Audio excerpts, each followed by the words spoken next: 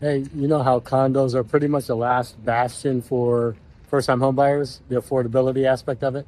Well, there's some rule changes that are underfoot right now, and there may be some damage done to that.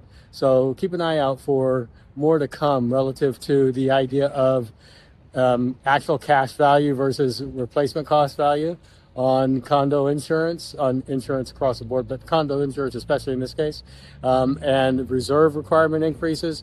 There are some things that are going to potentially do some damage here. So we've got to be careful. We've got to keep our eyes open. We're trying to make some changes relative to what FHFA has come out and said relative to Fannie Mae and Freddie Mac as to what their requirements are going to be. Could very easily move warrantable condos to non-warrantable. Yes, we have programs for non-warrantable, but they're much more expensive, or at least more expensive. So that doesn't help first-time homebuyers. Stay tuned or reach out, 909-435-9780, Marvin Hudson, Viewpoint Financial. Thanks.